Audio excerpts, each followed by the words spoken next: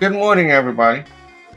We're going to start the week of reviews off with another installment of our CSNY Archives box set review series when we take a look at another Blu ray and CD from the Neil Young Archives Volume 3 box set, Touch the Night, which is a live show from 1984 that Neil Young and Crazy Horse did at the Catalyst in Santa Cruz. Now, um, this is kind of a famous show in Neil circles. Um, it was also floating around as a bootleg called Catalytic Reactions.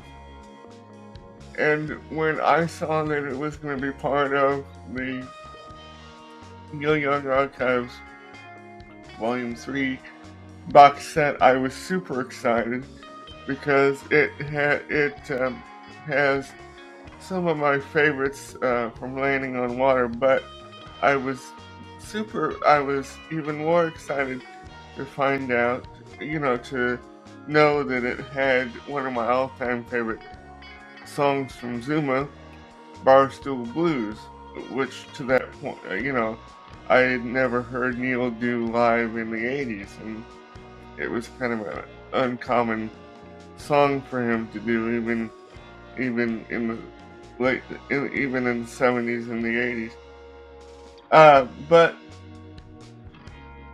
let me give you a little timeline. Neil had just gotten off the road, a couple years or about a year ago, you know, back in 1983. He had just gotten off the road on the Shocking Pinks slash Solo Trans tour, and you know, toward the end of that tour, he, got sick. I think he was just run down from the tour, and so long about 1984, um, he and Crazy Horse um, decided to play these shows, and back on the Solo Trans tour, he was doing some of the songs, or at least one of the songs that would appear in the Catalyst shows of 1984, So Tired, in kind of a trance motif, with the vocoder and synthesizers. But the Catalyst version is straight ahead rock and roll. Um, and and two, I think Neil was still kind of, you know, still kind of, um,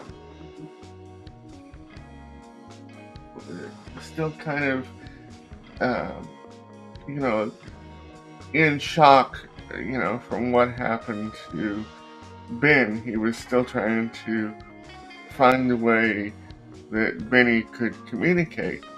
And, so I think he was not, and, and he was fighting with Geffen heavily at this point. So overall, he was kind of not in the best of shape emotionally. And so I think the band used these shows at the Catalyst to kind of exercise you know, all that anger you know, and stuff, and it shows in the performances. Um, um, because you can tell Neil is kind of ticked off, in these performances by the way he delivers them. And some of the other songs um, that are included on here are songs that would appear on Landing on Water um, in 80 in 86. Um, and One of those is my all-time favorite song from Landing on Water, Violent Side. I love that song, and it is somewhat the Catalyst version is somewhat different than the rusted out Garage Live version or even the studio version that ended up on the record. It's more um, it's more rock, it's more just almost punk rockish, I would say. And I think too, he Neil was using these shows at the Catalyst to kind of try out uh, the new songs that he had written, you know, and another one of the songs that uh, would appear on Landing on Water that's part of these shows is Touch the Night, hence the name of the release. And, it's pretty much as it would appear on Landing on Water, except it is extended, quite a bit. The version on the Catalyst shows is about 11 minutes long, or yeah, 11 minutes long, and versus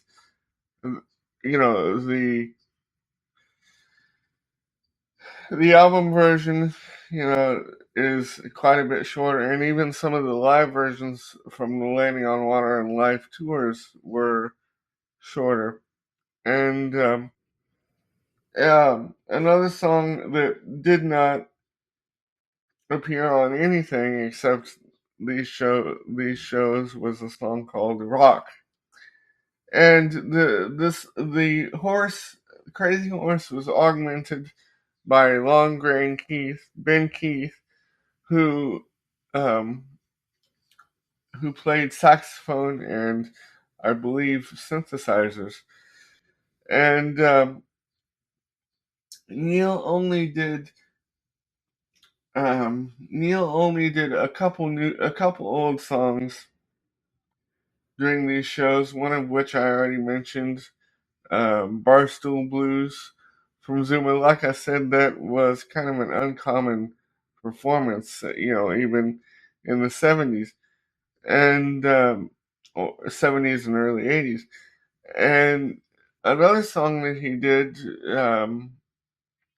from Rust Never Sleeps, which he did, was Welfare Mothers.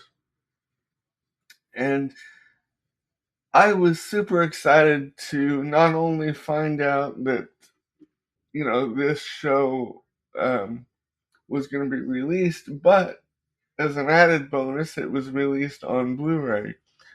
And I had no idea that they had filmed it. And the only point of the only point of contention that I have with the release is that the there's hardly any close-ups of Neil. But it's still good. Neil and the boys. It looks like it's was shot from the audience, which I think was what Neil was going for. And so this is really a release for hardcore Neil fans. Not to say that the casual fan, won't like this, but because I know some probably will. But this is, you know, like I said, for more of the hardcore fans that really kind of know um, the background, the backstory of this release and what Neil was going through at the time. And, you know, um, but, I think you really like it. And I hope you do.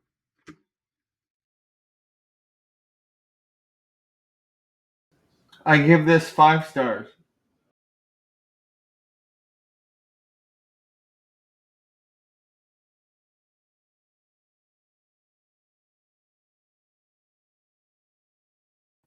Shot and produced by Adam Bauer.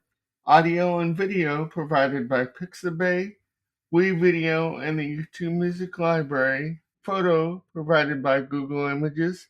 Screen recording taken from Microsoft Word. Voiceover also recorded using WeVideo.